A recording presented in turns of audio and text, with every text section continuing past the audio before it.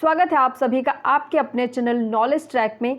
आज के इस सेशन में भारतीय संविधान के टॉप 25 क्वेश्चंस को हम लोग डिस्कस करेंगे जो कि एग्जाम में बार बार पूछे जाते हैं। यदि आप किसी भी एग्जाम की प्रिपरेशन कर रहे हैं तो ये प्रश्न आपके एग्जाम की दृष्टि से बहुत ही महत्वपूर्ण हो सकते हैं और ये वीडियो आपके लिए बहुत ही ज़्यादा यूजफुल हो सकती है। तो चैनल पे जो लोग नए होंगे चैनल को सब्सक्राइब कर लेंगे, वीडियो पसंद आए तो वीडियो को लाइक करेंगे। यदि किसी भी प्रकार का क्वेश्चन से रिलेटेड कोई डाउट होता है तो कमेंट के माध्यम से आप पूछ सकते हैं। वीडियो स्टार्ट करते हैं। पहला प्रश्न है, भारतीय संविधान में कुल कितनी अनुसूचियां हैं? तो भारतीय संविधान में कुल अनुसूचियों की संख्या 12 है वर्तमान समय में। सी ऑप्शन यहां पे सही हो जाएगा हमारा। अगले प्रश्न की तरफ बढ़ेंगे। अगला प्रश्न है, हाउस ऑफ द पीपल को लोकसभा का नाम किस वर्ष दिया गया? जैसा कि आप जानते हैं संसद के दो सदन है, राज्यसभा और लोकसभा। लोकसभा को पहले क्या बोलते थे और अब क्या बोलते हैं? तो पहले लोकसभा को हाउस ऑफ द पीपल बोलते थे, बाद में इसका नाम परिवर्तित करके जो है लोकसभा रखा गया। और इसे लोकसभा जो है किस वर्ष में रखा गया यह हमसे प्रश्न पूछ रहा है। यहाँ पे हमारा बी आंसर सही हो जाएगा। 1954 यानी कि 1954 में हाउस ऑफ द पीपल से बदल करके इसका नाम लोकसभा रख दिया गया था। बी आंसर सही हो जाएगा।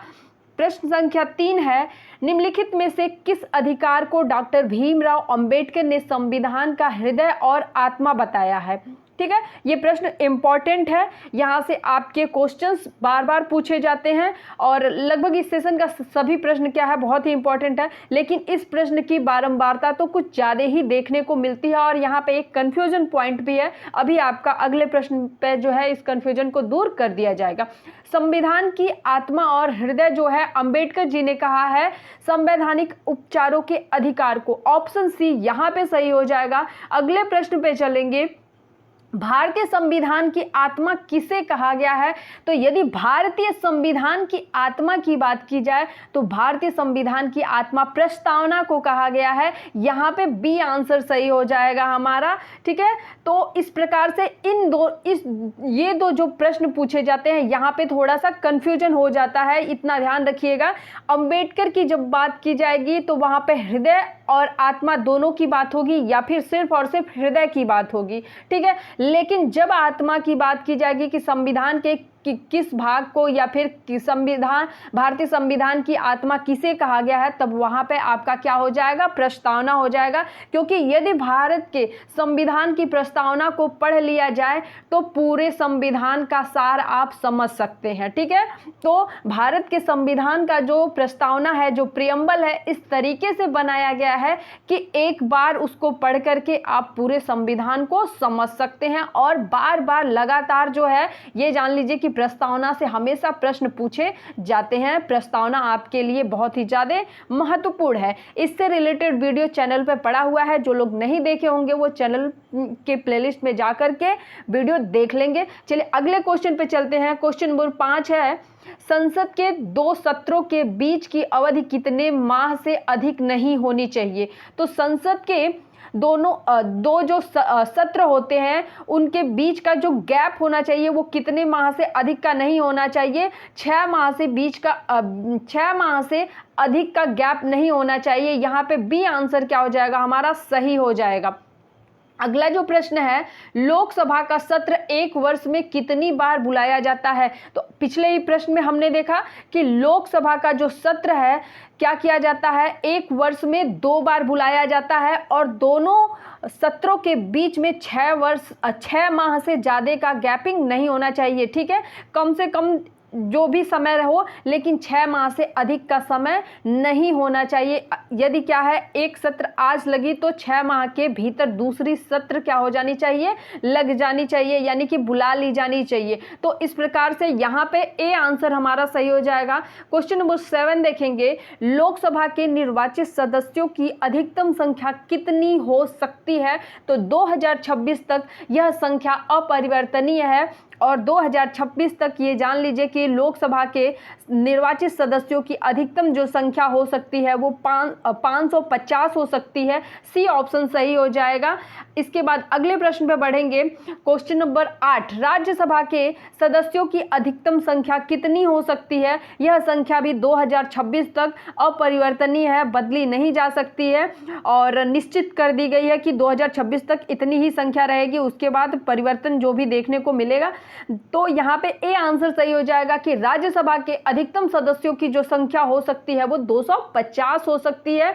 अगला जो प्रश्न है, वर्तमान में उच्चतम न्यायालय में कितने न्यायाधीश हैं? तो वर्तमान में उच्चतम न्यायालय में कुल 34 न्यायाधीश हैं, 34 न्यायाधीश हैं। यहाँ पे थोड़ा सा ऑप्शन नहीं दिया हुआ है तो उसको आप लोग माइंड नहीं करेंगे। फिलहाल मैं आपको बता दे रही हूँ कि यहाँ पे कितने टोटल जो आपके उच्चतम न्यायालय के न्यायाधीशों की संख्या है वो कितनी है, 34 है। क्वेश्चन नंबर 10 हमारा है, भारत की संविधान सभा किसके कहने पर बनाई गई थी? तो संविधान के बनाने के लिए जो संविधान सभा का गठन किया गया था वो कैबिनेट मिशन के अप्रोच पे किया गया था, यानी कि कैबिनेट मिशन के कहने पर ही संविधान सभा बनाई गई कि एक जो है कमेटी बनाई जाए जिसके थ्रू क्या किया जाएगा, भारतीय संविधान को फिल्टर करके अन्य देशों के संविधानों को स्टडी करके और वहाँ के जो अच्छे अच्छे पॉइंट्स होंगे जो उनको अच्छे से पढ़ करके उनका अध्ययन करके और जो श्रेष्ठ ज्ञाता होंगे, विद्वान होंगे, उसका क्या करेंगे, उसको अध्ययन करेंगे और उसमें से जो सबसे हमारे देश के नागरिकों के लिए जो सबसे बेहतर पॉइंट होंगे उसको भारतीय संविधान में रखा जाएगा। तो यहाँ पे जो सही आंसर होगा बी आंसर सही होगा कि भारतीय संविधान सभा कैबिनेट मिशन के कहने पर बनाई गई थी। ठीक है, अगला जो प्रश्न है, संविधान सभा का पहला सत्र कब शुरू हुआ था? ये इंपॉर्टेंट प्रश्न है आपका। तो संविधान सभा का जो पहला सत्र शुरू हुआ था वो शुरू हुआ था आपका 9 दिसंबर 1946 को। 9 दिसंबर 1946 को जो है आपका संविधान सभा का पहला सत्र स्टार्ट किया गया था। सी आंसर यहाँ पे करेक्ट हो जाएगा। क्वेश्चन नंबर 12 है, संविधान सभा के अस्थायी अध्यक्ष कौन है? यहाँ पे काफी कंफ्यूजन हो जाता है, संविधान सभा के अस्थायी अध्यक्ष कौन है? तो यहाँ पे टेम्पररी पूछा जा रहा है। तो टेम्पररी जो थे यानी कि अस्थायी जो थे, यहाँ पे डी आंसर सच्चिदानंद सिन्हा जो थे वो संविधान सभा के अस्थायी अध्यक्ष थे। डी आंसर यहाँ करेक्ट होगा। क्वेश्चन नंबर 13 देखेंगे, 11 दिसंबर 1946 को किसे संविधान सभा का अस्थायी अध्यक्ष चुना गया था? ठीक है, तो यहाँ पे आपसे पूछा जा रहा है कि अस्थायी अध्यक्ष कौन था, अस्थायी कौन थे? सच्चिदानंद सिन्हा थे। अस्थायी अध्यक्ष यानी कि परमानेंट जो संविधान सभा के अध्यक्ष बनाए गए थे वो कौन बनाए गए थे? यहाँ पे हमारा डी आंसर सही हो जाएगा। डॉक्टर राजेंद्र प्रसाद को क्या किया गया था? परमानेंट संविधान सभा का अध्यक्ष बनाया गया था, मतलब कि अस्थायी अध्यक्ष चुना गया था। और कब चुना गया था? तो 11 दिसंबर 1946 को चुना गया। अगला जो प्रश्न है, क्वेश्चन नंबर 14, संविधान सभा के संवैधानिक सलाहकार कौन थे? यहाँ पे हमारा सी आंसर सही हो जाएगा। बेनेगल नरसिंह राव क्या थे? संविधान सभा के संवैधानिक सलाहकार थे। सी आंसर सही होगा। अगला जो प्रश्न है, क्वेश्चन नंबर 15, भारतीय संविधान सभा की प्रारूप समिति के अध्यक्ष कौन थे? तो प्रारूप समिति के अध्यक्ष थे doctor Bhimrao Ambedkar. A answer यहाँ पे हमारा सही हो जाएगा। प्रश्न संख्या 16 देखेंगे, संविधान की प्रारूप समिति के अध्यक्ष संविधान के प्रारूप समिति के समक्ष प्रस्तावना का प्रस्ताव किसने रखा था? यानी कि प्रारूप समिति के समक्ष जो प्रस्तावना भारत की तैयार की गई थी संविधान की, उसका प्रस्ताव कौन रखा था कि भारत के संविधान के लिए एक प्रस्तावना बनाया जाए जिसको पढ़ने से या जिसको जानने से संपूर्ण भारत के संविधान के विषय में पता चल जाएगा। तो यहाँ पे ये सुझाव जो दिया गया था, ये दिया गया था पंडित जवाहरलाल नेहरू के द्वारा। सी ऑप्शन हमारा यहाँ पे सही हो जाएगा। प्रश्न संख्या 17 की तरफ बढ़ेंगे। भारतीय संविधान सभा की संघीय शक्ति समिति के अध्यक्ष कौन थे? तो संघीय शक्ति समिति के अध्यक्ष आपके थे पंडित जवाहरलाल नेहरू। यहाँ पे हमारा बी आंसर करेक्ट हो जाएगा। प्रश्न संख्या 18 की तरफ बढ़ेंगे। संविधान निर्मात्री सभा में झंडा समिति के अध्यक्ष कौन थे? तो झंडा समिति के अध्यक्ष थे आपके जेपी कृपलानी।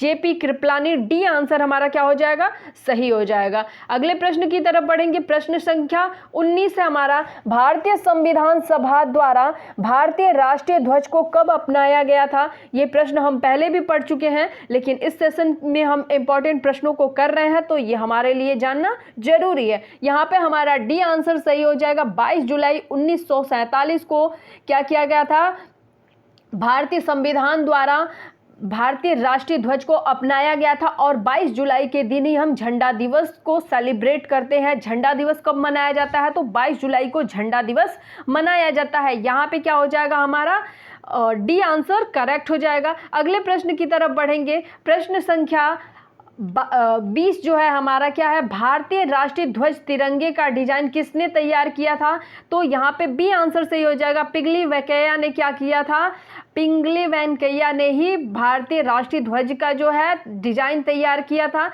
अगला प्रश्न है, भारतीय संविधान के निर्माण में कुल कितना समय लगा था। तो इसके निर्माण में 2 वर्ष 11 माह 18 दिन का समय लगा था। सी आंसर हमारा यहाँ पे करेक्ट हो जाएगा। अगले प्रश्न की तरफ बढ़ेंगे। क्वेश्चन नंबर 22, भारतीय संविधान कब अंगीकार किया गया था। तो अंगीकार करने की बात की जा रही है, यहाँ पे बी आंसर हमारा सही हो जाएगा। यानी कि कब बना था, तो 26 नवंबर 1949 को भारतीय संविधान बन गया था। और लागू होना और अंगीकार में अंतर होता है। अभी अंगीकार की बात की जा रही है और पारित होना यानी कि लागू होने की बात की जाएगी तो अलग बात होगा। यहाँ पे क्वेश्चन पूछ रहा है आपसे, निम्नलिखित में से किस तिथि को भारतीय संविधान लागू किया गया था। तो अंगीकार 26 नवंबर 1949 को किया गया था, जबकि लागू हुआ था संपूर्ण देश में 26 जनवरी 1950 को हमारे देश का जो संविधान है वो लागू किया गया था। और इसीलिए हम क्या करते हैं, 26 जनवरी के दिन 1950 से ही रिपब्लिक डे क्या करते हैं, सेलिब्रेट करते हैं, जिसे हम गणतंत्र दिवस के रूप में जानते हैं। चलिए अगले प्रश्न पे बढ़ते हैं। प्रश्न संख्या है 24, विश्व का सबसे बड़ा लिखित एवं सर्वाधिक व्यापक संविधान किस देश का है। तो लिखित रूप में अगर बात की जाए तो सबसे बड़ा और व्यापक जो संविधान है हमारे ही देश का संविधान है, यानी कि भारत का संविधान है। अगर सबसे छोटे संविधान की बात की जाए तो संयुक्त राष्ट्र अमेरिका का सबसे छोटा संविधान है। ठीक है, ये क्वेश्चन भी आपसे पूछा जा सकता है, लेकिन यहाँ पे अपने देश के विषय में जानना जरूरी है। तो यहाँ पे सबसे बड़ा विस्तृत रूप से लिखित जो संविधान है वो क्या है, भारत का संविधान है। अगला प्रश्न देखेंगे, भारतीय संविधान सभा कैसा है। तो भारत का जो संविधान है वो कैसा है, अंशतः कठोर और अंशतः लचीला है। कहीं कहीं पर भारतीय संविधान के कुछ रूल जो देखने को मिलते हैं, जो नियम देखने को मिलते हैं वो काफ़ी कठोर मिलते हैं, और कहीं कहीं पर ऐसे मिलते हैं जहां पे ज़रूरत होती है स्ट्रिक्टनेस की, यानी कि कठोर नियम की ज़रूरत होती है, वहां पे काफ़ी ढील दी गई होती है। तो यहाँ पे डी आंसर सही हो जाएगा। एक तरीके से हम कह सकते हैं कि हमारे देश का जो संविधान है वो मिश्रित है, ना ही ज़्यादा मतलब कि अंशतः कठोर है और अंशतः लचीला है। कहीं पे ये ज़्यादा झुका हुआ है, ज़्यादा लचीला है, और कहीं पे बहुत ही ज़्यादा स्ट्रिक्ट है।